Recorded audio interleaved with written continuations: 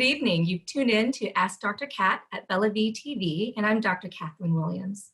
Tonight, we have the highly relevant and timely topic of raising children of color in America. Our show today is being live streamed to both YouTube and Facebook Live, and so for our viewers out there, if you have any questions or any feedback you'd like to give our guests, please go ahead and add them to the comments section because we do have our producers, Amanda and Leo, and they'll be fielding them and letting us know when the questions come in. We're also holding space tonight for this incredibly important dialogue, and to that end, I've invited some important guests to join us. First, I'd like to introduce you to Rhonda Lewis. Hi, Rhonda. Hi, how are you? Hi, you've recently moved here to California with your husband and 2 children. Yeah. But you were born and raised in Texas, is that right? Yes. Great. Fellow Texan and new to the West Coast for sure. When I first met you, Rhonda, I could recognize the Texan drawl immediately. Really?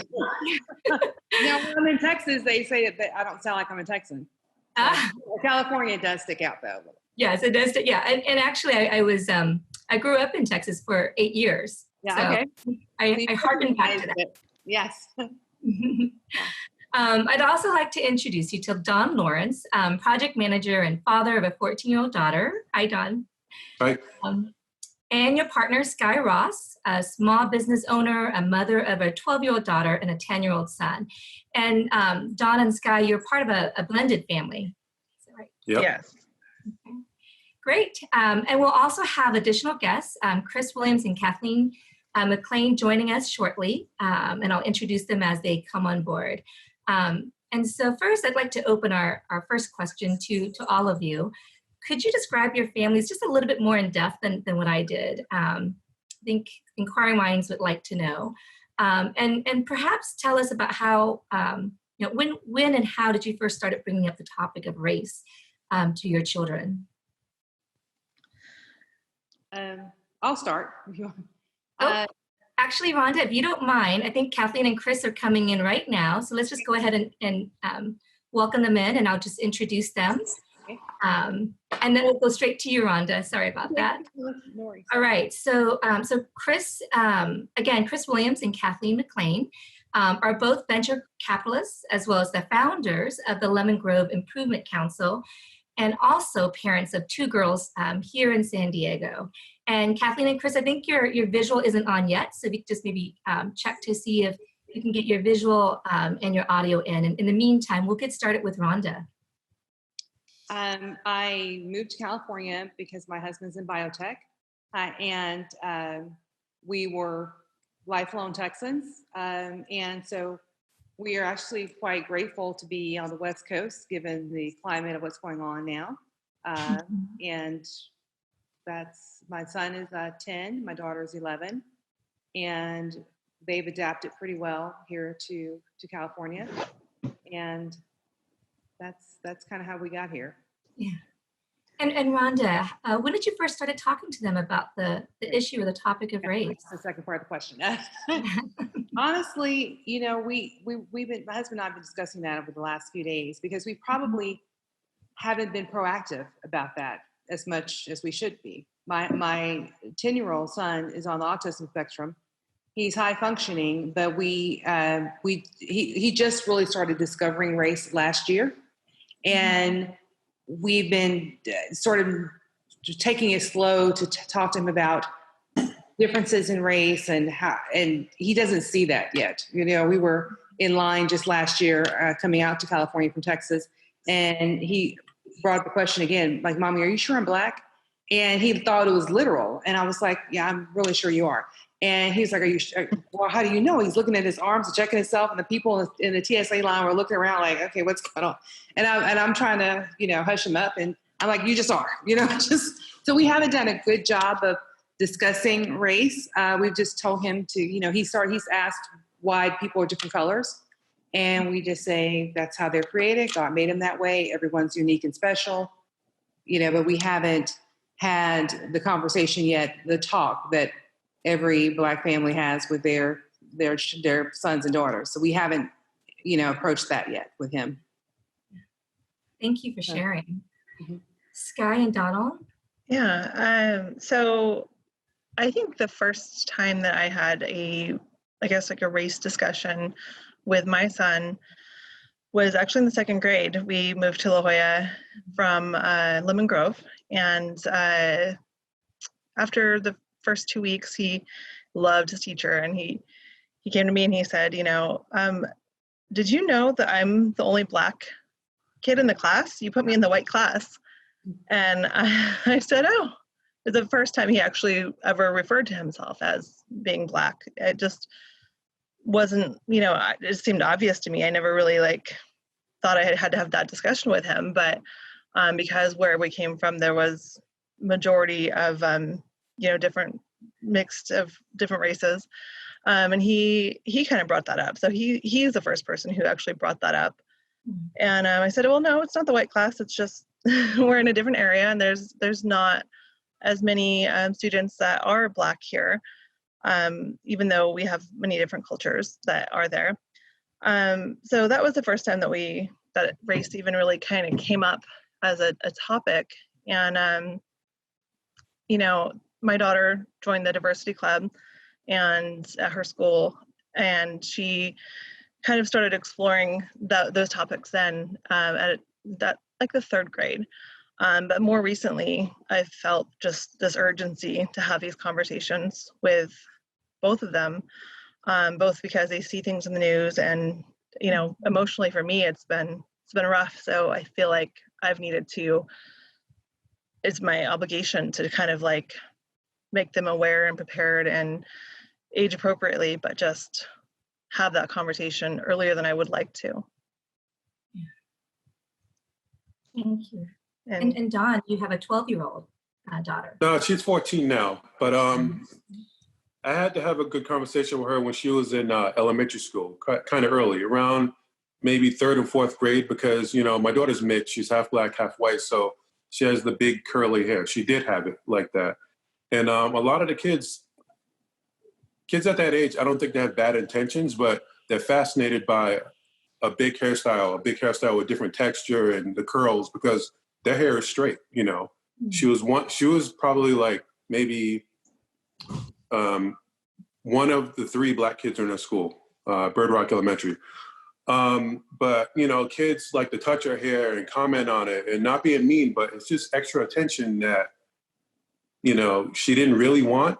And, she came to me and she said, kids keep touching the hair and, making comments. And I told her, I was like, I'm 6'3" and she's pretty tall too. I said, just like I'm tall and you're tall, it's just one of those things that you have to add to the list that you have to accept and you're always going to have to deal with no matter what. And to this day, now she's in middle school, I think that experience encouraged her to straighten her hair. Her hair is straight now. She has no big, beautiful curls. It's just straight. And I think she likes it like that more because she blends in. She doesn't get the extra attention. And, I think that's had an effect on her. And as we move along with the conversation, I can give you some examples to where things like that affected me subconsciously and just moving forward, just on the regular level. It's just, you want a relief sometimes. I think some kids that are Black or mixed, they just want a relief and they just want to blend in too, and it's just tough because kids have good intentions, but they just do it. And it takes more training at home to prevent those situations. Yeah. Okay, can I add something else in? Please. We had a different experience with my daughter. And we actually had to have that conversation with her in kindergarten. But it was unbeknownst to me. We lived in Texas, of course, at the time, and she was wearing tights and a turtleneck throughout the year. And when I asked her as it started getting warmer, why are you dressing that way? And she said she kept telling me she's cold in class. And one day, by the time it was late April, and it's 90 in the high 90s outside, I'm like, this doesn't make sense. It could not be that cold in your classroom. And she finally told me that a kid told her that she couldn't be a part of their group because her skin was too dark. So she was trying to hide her skin.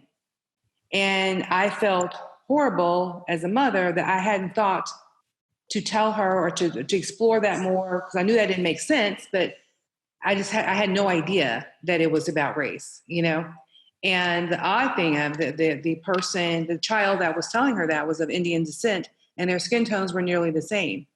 So somewhere along the way, even in kindergarten, she had picked up that dark skin was bad, and subconsciously made my daughter feel bad about it. And she was, so we had to have that conversation early on in a really age appropriate way. And so she's been much more aware of race, and she's typically been one of the few, if not the only, Black kids in the school or Black girls in her class, so she's found herself sort of always around people who don't look like her.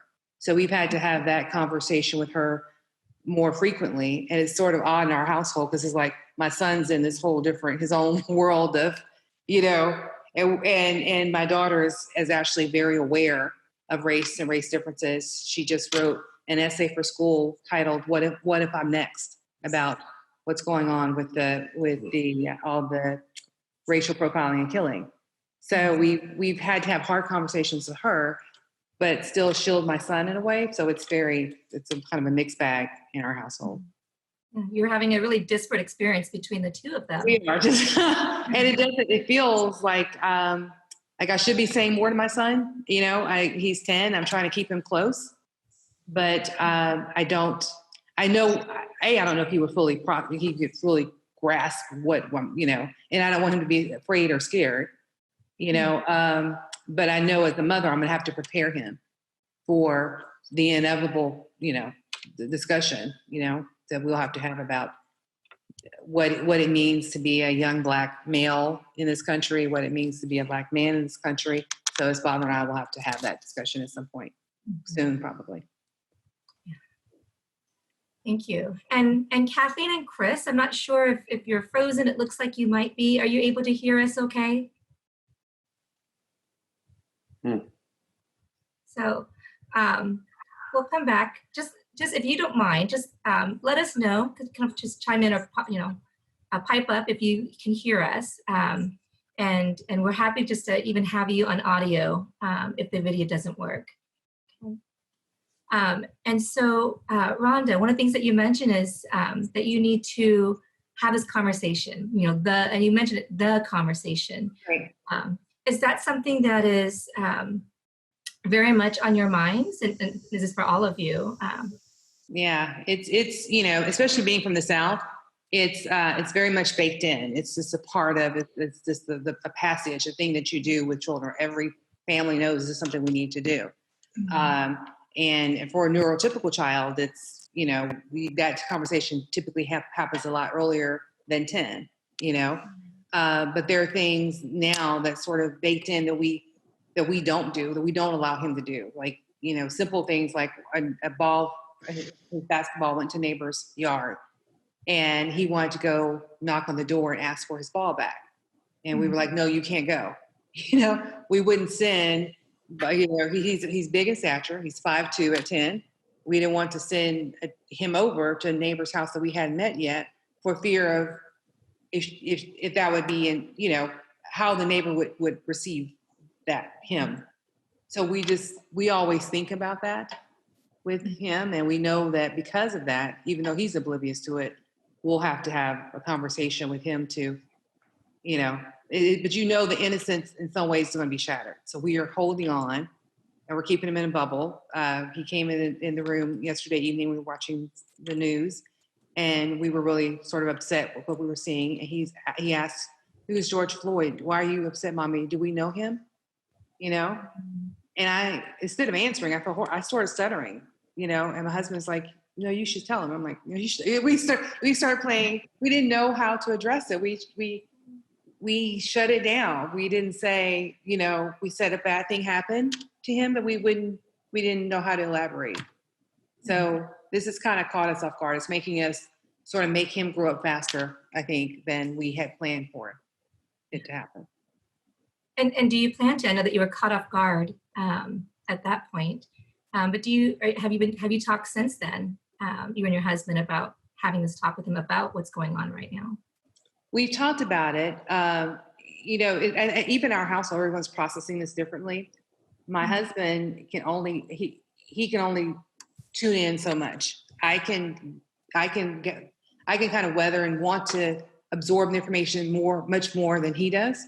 So we've talked about teaching him how it's just, we know we have to do it. We're having a hard time finding the words because he's so innocent. He doesn't even see himself as a big kid, or, even though he kind of towers over the other fourth graders, he doesn't see himself in that way or recognize kind of the space that he takes up, and I know that, at some point in his life, he may be perceived as menacing, even though he is the kindest, sweetest soul I've ever met, because he's going to be, according to PD, about 6'5" and, a tall black male. And he will have to know soon, So we're going to have to tell him, and I know he's not going to understand because he's still very innocent. He still believes in the tooth fairy, and he's not going to understand what or why.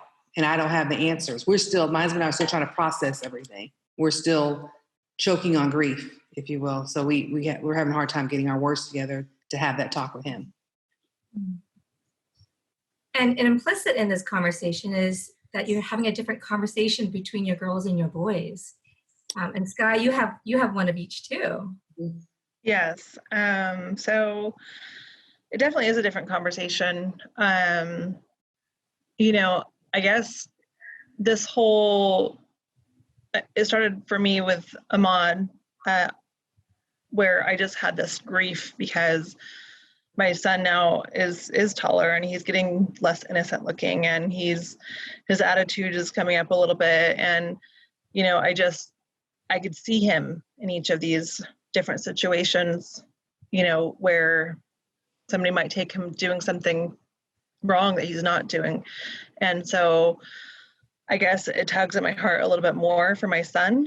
But then we have same issues with girls. We have Sandra Bland, and we had, situations where, I want my daughter to be very independent and very know her worth and be able to speak for herself. But in certain situations, it's kind of like you have to tell them, yes, speak up for yourself, be a leader, be strong. But if you're ever pulled over or in a situation with police, you just do what they say, even if you're right. Don't argue, don't fight. Make sure you're listening. Even it's contradictory to what you're telling them and what you're trying to instill in them to be able to stand up for themselves and to be able to know where they're right and know their rights. But, at the same time, it's like, it doesn't matter. You need to be alive. And I guess this age approached very quickly where I just am really, it just seems very urgent now. It is a difference between the both of them, because I do feel like my son will be in more situations where he will be could be perceived. Hopefully that's why we're doing this, so that we maybe can create some change. But there's definitely a difference between talking with a boy versus a girl, and those topics. Yeah. And Don, of course, you're a tall Black man. All day. All of the above, right? And so, what comes up for you as you hear Sky talk about her son, and this difficulty having this conversation and watching him grow? Well, it's true, because I'm a fast forward version of it. I feel like, just the basic things. It's just like, I feel like both sides in a Black or mixed home, we have to give our kids a talk of, all right, be yourself and be a good person. Plus, be aware of that you're Black. You're a big Black man or a big Black young man, whatever you want to call it. It's just this extra talk we have to have. And then on the other side, white or whatever, I feel like there should start to be an extra talk of, I think right now, I don't know how it is, how people raise their children, but I feel like it's just, all right, go to school, be good. But I feel like there should be extra guidance on, all right, go ahead, be good, plus be aware of You know, if that girl has big curly hair or that person looks a certain way, have respect, and be aware of that. That's a sensitive thing, and use incidents that happen in the world today as a teachable moment. So kids are not just going out there and just touching hair and just doing just things like that. They think it's okay. I think we can't expect that kids have that common sense already hardwired in, because I think that's the situation right now. We have a lot of like hard stereotypes, like Black people are good at sports, dancing, or rapping. And I think a lot of kids are growing up with that because hip hop and everything is integrated in everything.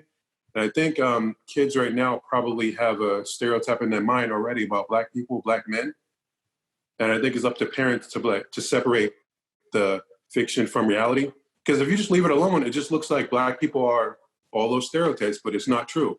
So if they grow up with that, yeah, of course, a big Black guy looks mean. Look what he says in the rap songs or whatever. But I think it starts from home, that you just got to separate that and make sure your kids know the difference between rap songs, rap videos, and all the other stuff versus how people really are.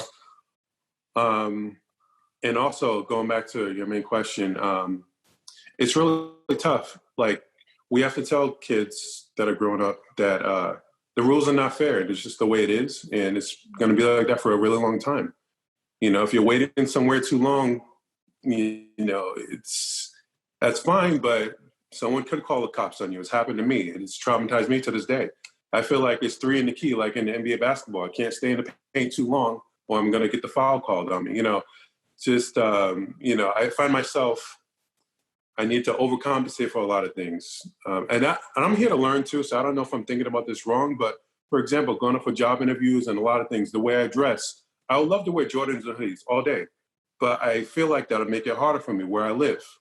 If I lived somewhere around my people more, I'd probably feel more comfortable, but I feel like I would need to tell Anthony or my daughter, you know, do your best, but you kind of got to do a little more, just because the way it is.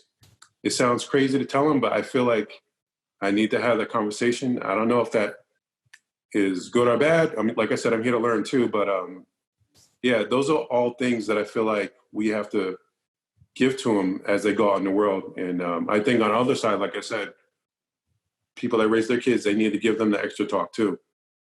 On that note, Dawn said something about, you know, the stereotypes, and I was talking with my friend the other day, and this is one of she has a son who is one of my son's best friends, and you know, he came to her with all of this. They're very open conversations, and he said to her, you know, I feel really bad about this, Mom, but you know, when I think of criminals, I think of Black people.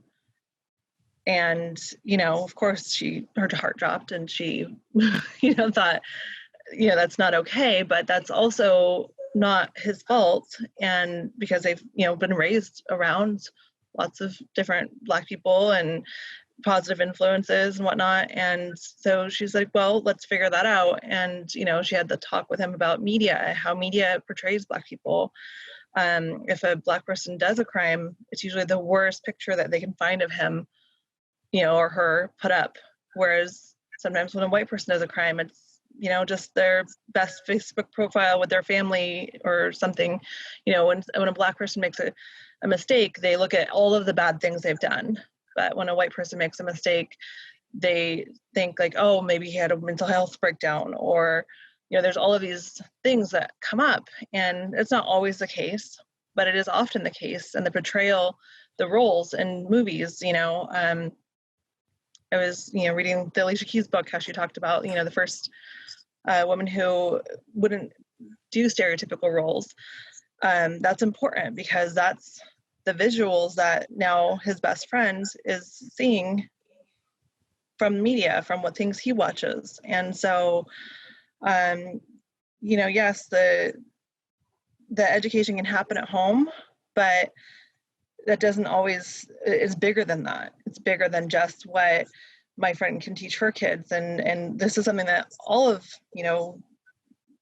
us can be doing, teaching our kids what the reality is. And it's definitely something that people that are not Black can help to do, is to teach their kids, like, that's not the reality, and to speak out against it when you see, you know, like, oh, you know, let's just wait and see what they did wrong. Like, well, there's nothing that was okay with what any of these people that have been murdered have done wrong, to justify the crime that has been committed against them and causing them death.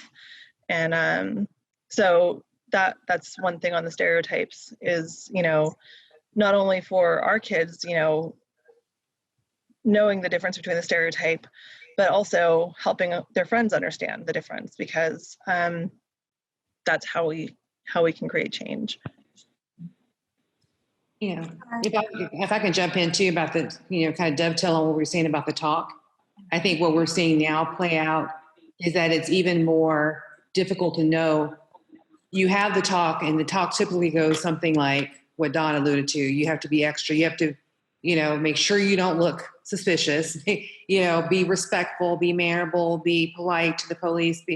But we've seen now play out on video that even if you do all those things, that may not protect you. Yes. So for us, that's how do we have the talk? That's really sort of stopped us in our track, particularly with our son, is the talk has changed. And as the, and what I kind of see us doing as a society now is starting to paint people with broad strokes, when it's not really the case. For example, when, in the 60s and beyond, it was black versus white, 50s and 60s. It was black people on this side, before real segregation. And now what we're doing now, when you see the protests and riots, is sort of some members of society against the police. And it's just like, not all police are bad, not all black people are bad. We start compressing these groups into far, to spread this sort of hate or vitriol to certain groups of people. And we've got to stop as a society, I think, painting those broad strokes, because it makes it difficult raising a black son and being married to a black man to tell them what to do. Because it literally could be, you're just in the wrong place at the wrong time.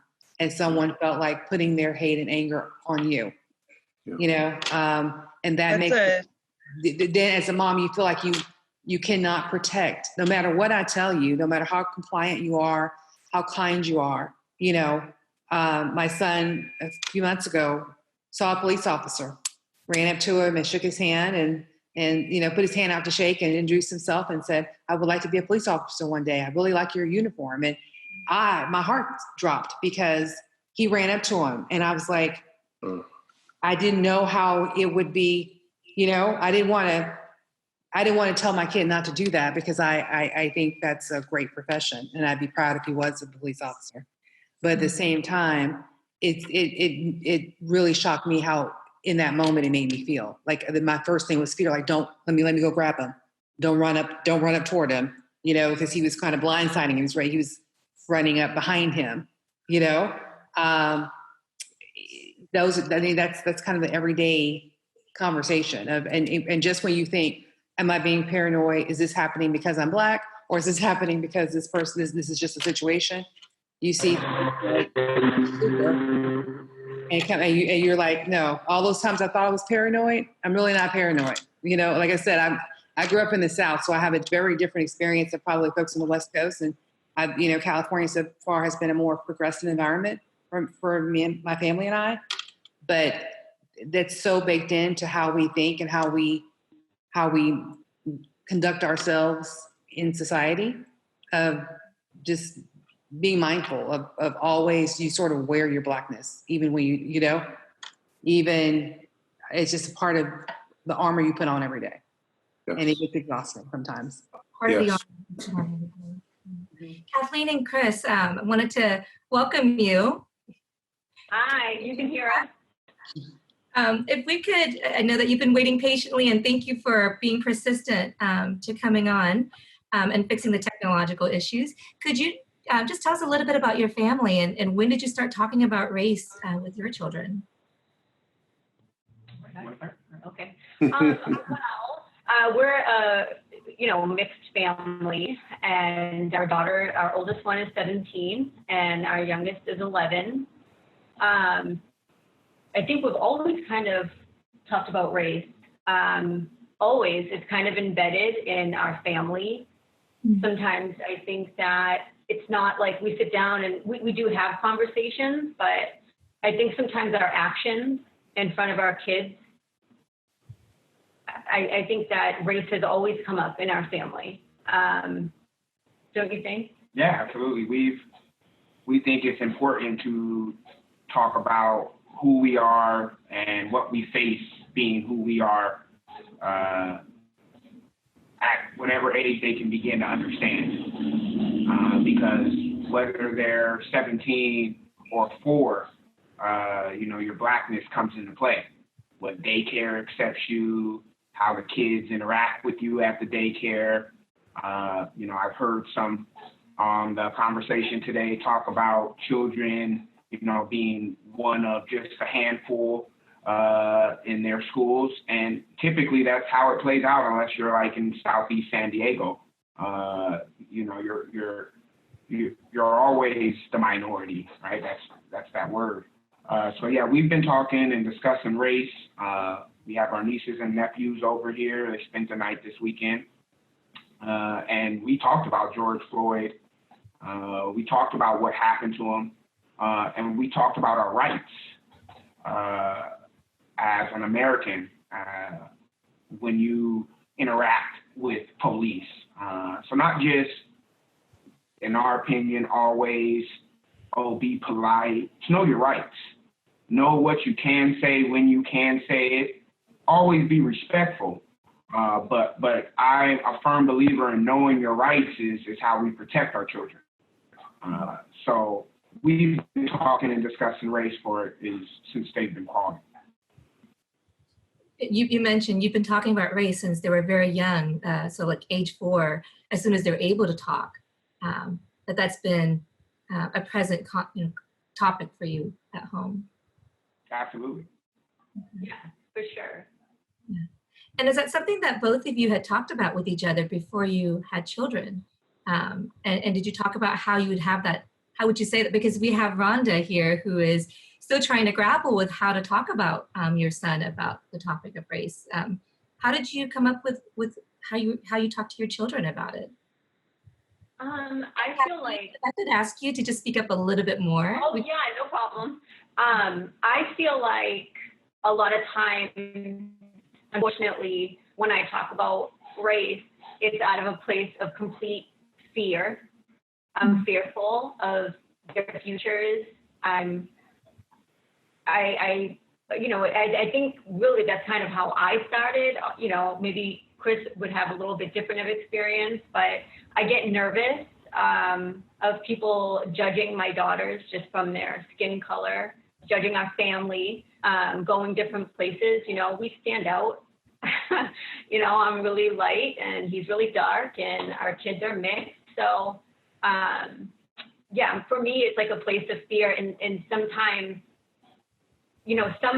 everyone kind of has a different approach, but because sometimes I get fearful, I'm probably instilling fear in them a little bit. Like, it's not like if my children were in trouble, I don't tell them to call the police, and I do not tell them to approach police. If my children are in trouble, I've told them in the past, find a mother with children with her and approach her first, which is sad.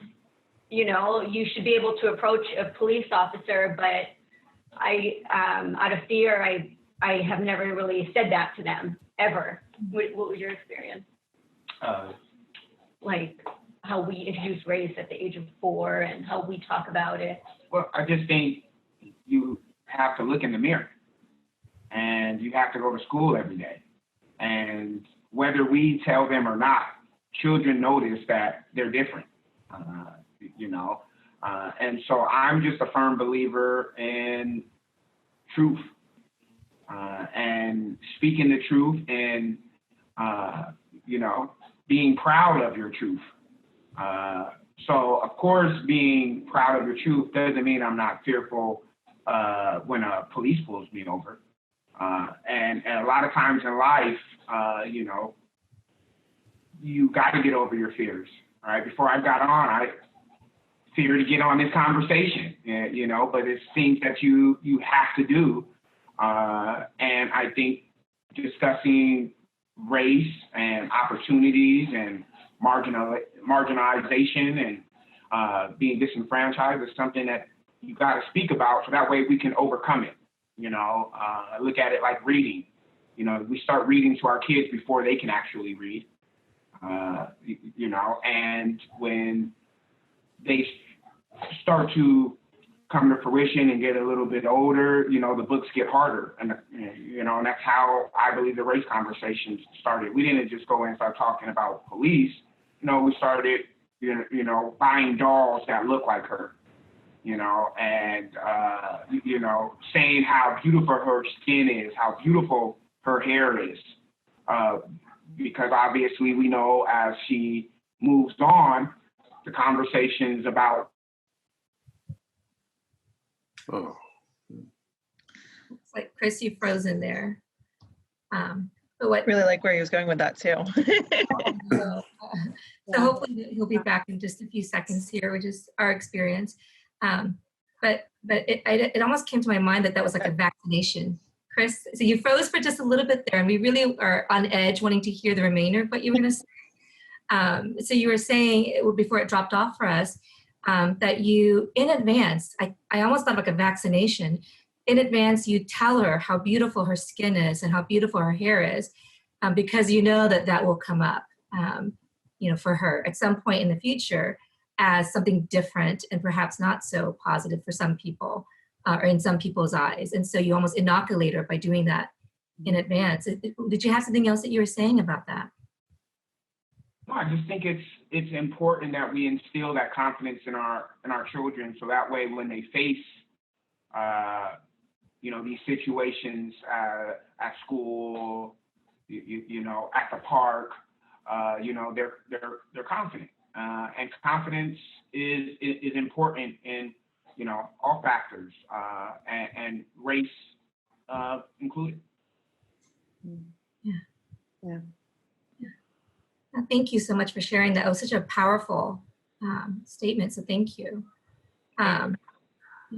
So Sky, I just want to go back to something that you were talking about earlier, which was that your child's friend had this idea of what Black people are. And it wasn't a positive in terms of what they'd seen in the media or had heard from others. Could you talk, and actually for any of you, if you could talk a little bit about what's going on right now, with, of course, as what's going across all of our news headlines and as you turn on the TV and on Facebook even. And so a big topic that's come up is allyship, like how can other people, how can privileged people help with this? How can people with white skin or other skin can help with this? I just wanted to give you a platform to be able to speak to that. I think just as I was saying, I think we all need, all of us, and I'm myself included, because I don't know what it's like to live like Don, and being not only a Black man, but tall, and he stands out. And, so I myself have had to notice some of my own ideas. And, unfortunately in the last 4 years, I've seen a lot more racism and media portraying certain ideas. And I think we all need to take another look at what we think is not okay and what is okay, and how we're going to address that with our children, and how we're going to support and be an ally to Black men and women, and to raise different kids.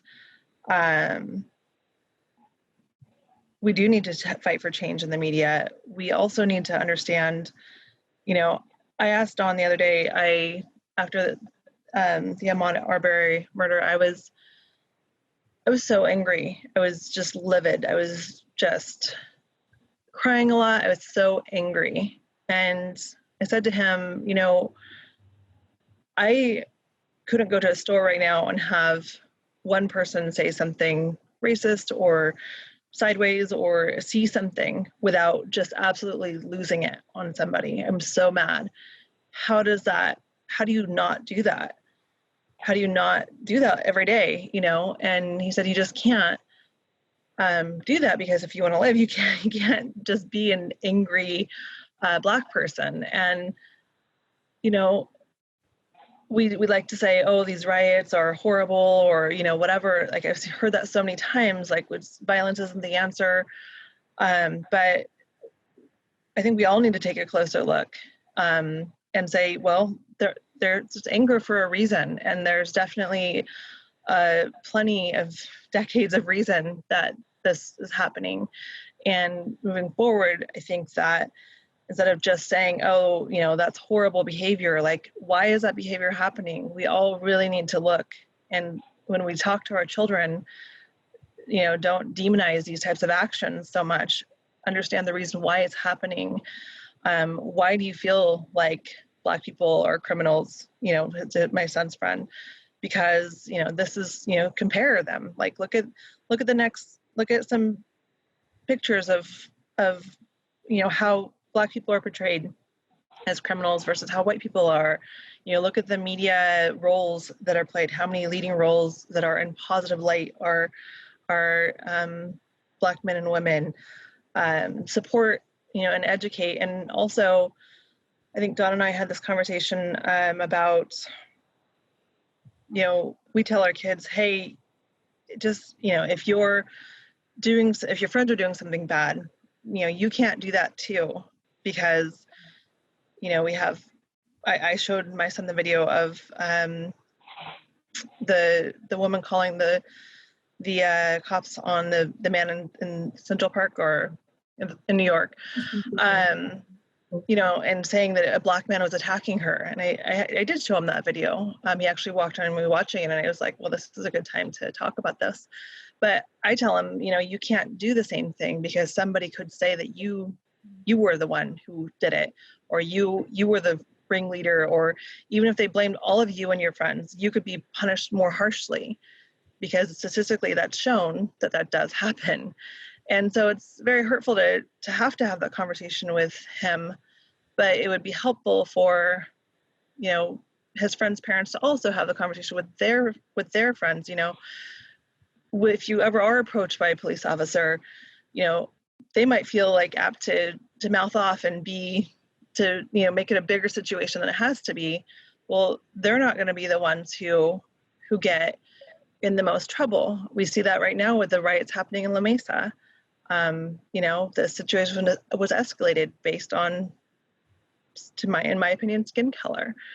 And, you know, if we had those conversations to where friends that are not Black are allies, and they understand that maybe their friends who are Black can't take that risk, you know, don't egg them on, because the risk for them is going to be a lot different than for their not Black friends. And Sky, I just wanted to clarify, just want to make sure I understand that you're really supporting that your children's friends understand the risks that your children are facing, and to, you know, in terms of like peer pressure, for example, when they go out, to be mindful of the extra risk that you're. Yeah, because, you know, it might be like, oh, come on, don't be a baby, you know, like it's not the same risk for them as it would be for you know, a tall Black teenager. You know, we call it, my girlfriends and I call it the enviable lightness of being that you know, white women have, or non-Black women or men, because you don't have to think about it. You know, you don't have to think about ever if you are denied something or turned down something, or, you know, I mean, sometimes my Caucasian girlfriends and I, we're out, and like we did a little test example with a girlfriend and I. We were at a flea market, and I went and asked the value of something. It was told one price. She went and asked, we weren't together, we circled around, and she was told a totally different price that was less than what I was just told. So she wasn't aware. Like when I don't ever bring it up, or I try not to. You don't want to when it's not a person's experience, and it is your experience. I think the greatest thing people that live in non-Black skin can do is, if you love and care about that person as we're friends, to understand things from that person's perspective. I think as a society, if we all try to understand from each other's perspectives, and know that if I say I'm experiencing these things, they may be microaggressions, but they're really happening. I'm not wanting them to happen. I wish I could feel what it was like to not have to worry about that, or not have to ever consider, will my race be a factor in this any transaction I'm making in society, and for my son, just talking about race, bringing that back up. I think for us, because my son's on the spectrum, that just makes it more difficult. He's high functioning, but he's still autistic, and so it makes that conversation. That's kind of why we haven't had it now. While my daughter's had this conversation at 5, and my son is 10, and we're just like, what do we say? What do we do? Because that just adds another layer. That's a nuance and a layer of complexity that we're struggling with right now, honestly. And we're doing all this. I think sort of why we're in the middle of a global health pandemic, and then this, everyone's experiencing some sort of loss or grief or stress and trauma because of our lifestyles have all been changed because of it. And now you have this just this week alone, almost every day there was something that was blamed on a Black person, from the mother in Florida who drowned her autistic child and said, Black men did it, or, it's just literally every day this week. And I think that's why the protests are going on so long, because it's a lot. We're kind of dealing with two traumas at once, if you will, Absolutely. Chris? I think our non-Blacks, whites, however we're referring to it, could help in regards to some acknowledgement. I think that's always one of things that kind of bothers me a little bit, is the lack of acknowledgement. And that's free. That's simple. You don't have to go to a ballot box for that, just to acknowledge. Just like if someone was feeling some type of way, you would acknowledge that feeling. So, non-whites, if I could say, or non-Blacks, definitely some acknowledgement. When someone experiences getting a different price, or has a different experience in a store, just some acknowledgement, would be great to say, hey, I'm sorry that you had to go through that. It's not their fault, and we shouldn't have to apologize that we are feeling these microaggressions. We know they're there. We would just like some acknowledgement. I think that's one thing, definitely. And education. Educate themselves on Black history, because Black history is American history. We're going to Hollywood to get the information on lifestyles of Black folk, and that's wrong. So I would say don't lean so much on Hollywood if you want to get out there and help, and actually pick up a history book and see about the contributions we've made to this society that has allowed white privilege, and acknowledge it. I think when he says acknowledge too, I think that it's important when people are saying, Black Lives Matter, that it's, don't rebut that with all lives matter. I hate that. Yeah. Insensitive, and it's tone deaf, and we're talking about a race of people who have been systematically oppressed in this country for I don't even know how long, and they need our help. The whole United States needs to come together and make sure that we're helping this race specifically, and people need to stop saying all lives matter. You know, our neighbor's house is burning down and they need our help, so we're going to help them. So I think that's a big thing in families, that Black Lives Matter is a movement, and it is specifically saying Black Lives Matter because they're being murdered and no one's doing anything about it and no one's being held accountable. You know, it's been going on a long time, but obviously now we have cell phones and Facebook and Instagram. So now there's a platform where people are actually seeing it. Well, I'd like to add that I do believe all lives matter, obviously. My kids are half white. You know, some of my best friends are white.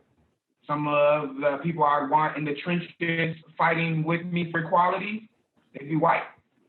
So when we say Black Lives Matter, it's not only Black Lives Matter, it's simply Black Lives Matter. And individuals should be okay with that.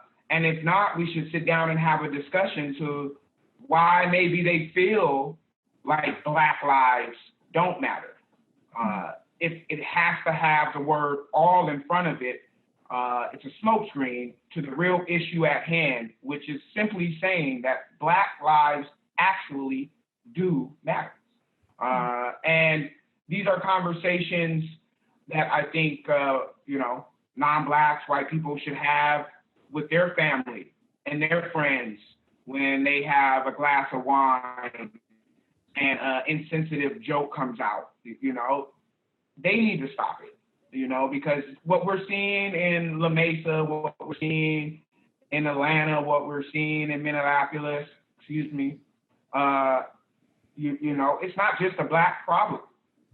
You know, this is going to have a ripple effect on all facets of life, including, you know, non-Black people. So we need to come together and evolve, and that's going to start, I believe, with education. You know, where they can see we're more than rappers, we're more than ball players. You know, we contribute every day to society, and we also have power. And I hope that, you know, this conversation helps, you know, rep that power with us as a community and within our, you know, non-Blacks who represent us in our neighborhoods and communities, on our school boards. So that way, when there is only a handful of kids that look like us and don't look like non-Blacks, that there is an opportunity, a fair opportunity for discussion with somebody that understands the language and the emotions and the trials and tribulations that someone Black faces in their everyday lives. Chris, I'm hearing you really loud and clear that you're not saying, when you say Black Lives Matter, that all lives don't matter. That of course all lives matter, but specifically acknowledge the dehumanization, acknowledge the experiences of the Black Americans, and acknowledge, you know, the injustices that have been occurring systematically for decades and decades. And so when you say Black Lives Matter, you're saying, you know, acknowledge that. And then the next step, educate yourself. And perhaps I think those two go hand in hand, right? When you get that education of Black history, which is American history, you are better suited, better able to understand and acknowledge that these microaggressions that Rhonda, that you were talking about, that does happen. And I have to tell you, I have absolutely heard, you know, oh, there she is again. It's always about race, you know, with her. I'm sure it wasn't about race that time, but she's making it about race. And what you're saying is, please just listen and believe me. Yeah, I mean, because you know, I would much rather be paranoid. There's medication for that. I'd much rather be like, this is not happening. I'm just paranoid. Yeah. You know, sign me up for meds.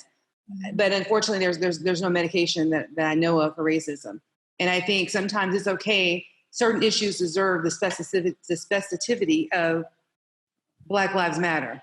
When you start off as 3/5 of a person and you're trying to get on a level playing field, sometimes that deserves a little special attention. And it's okay to acknowledge that, and it's not taking away from anyone else's experience.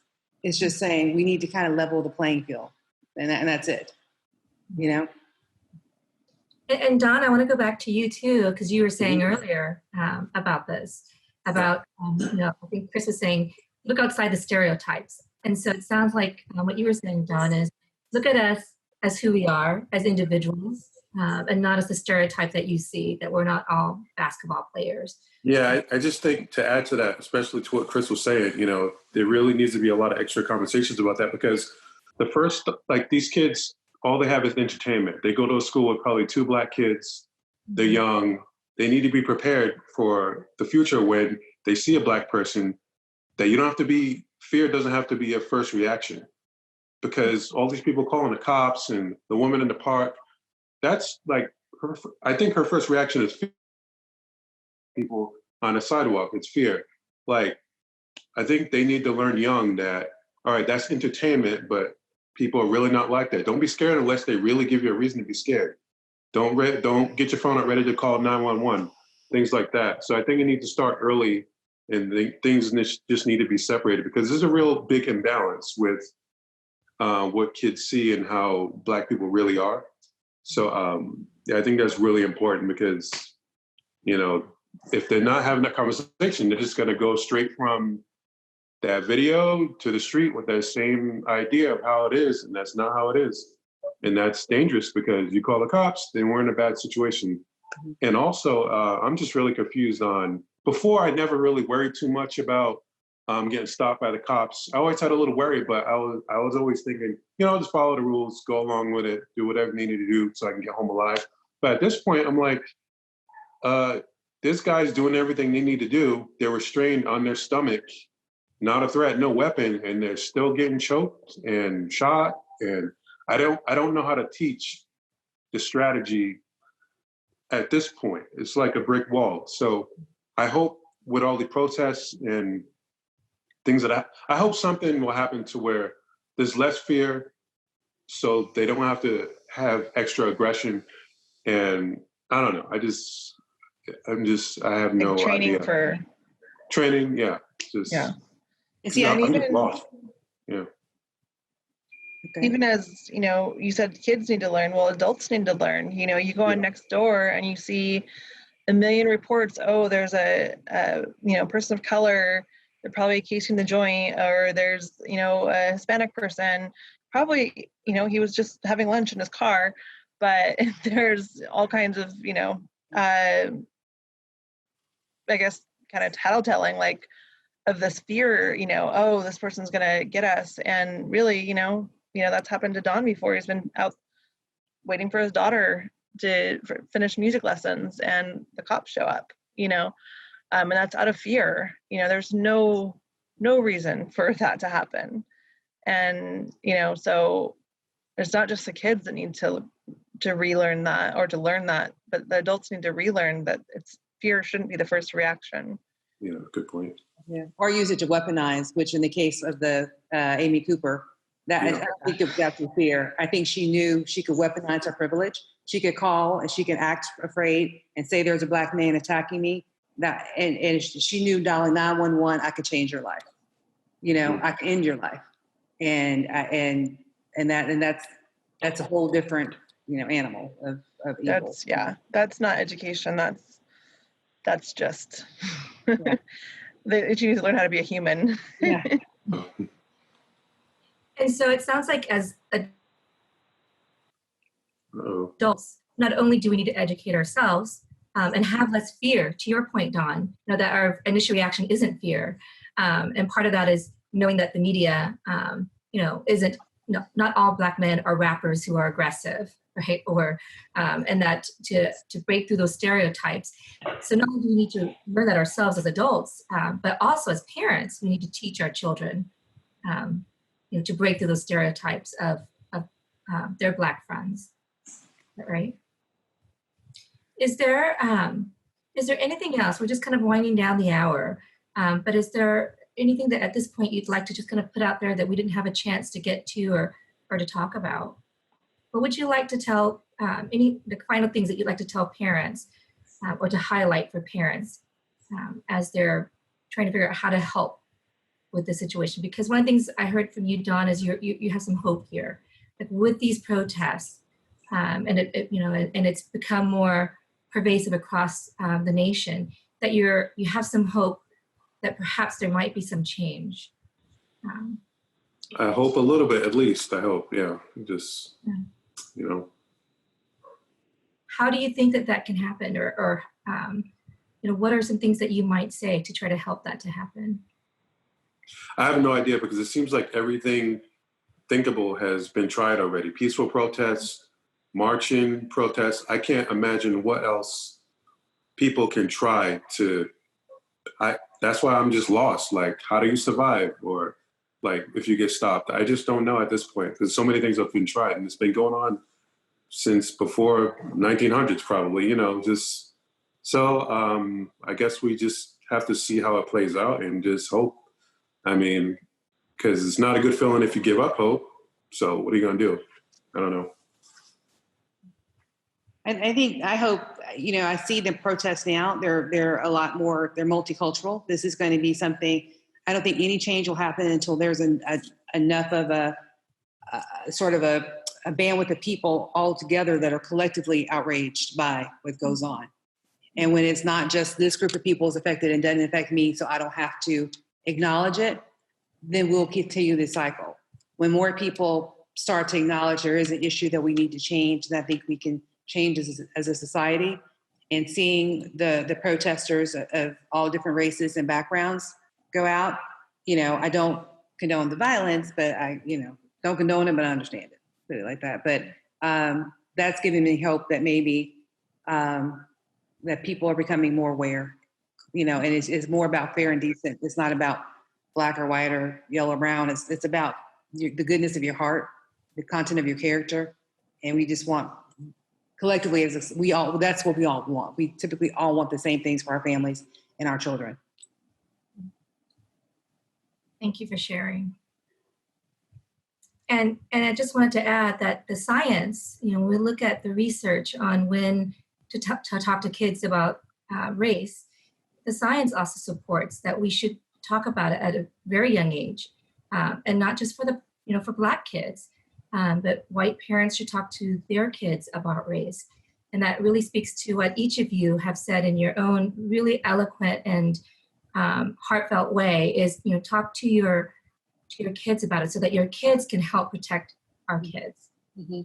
That your kids understand what our kids are going through. And hopefully as they grow up together, they become adults who also are protective of each other. Mm-hmm. I thank you so much to each of you, Sky Ross, Dawn Lawrence, Rhonda Lewis, and Kathleen McLean and Chris Williams. Thank you so much for joining us today. I really appreciate this. And it's Thank you. I know it's a lot of emotional labor that you've had to do, and I cannot imagine that was the first, second, or fifth time that you've had to do the emotional labor. And I really wanted to tell you that I don't take that for granted for a moment. So thank you. Thank you, Kathy. Thank you. We really appreciate the platform. Yes, we do. Thank you.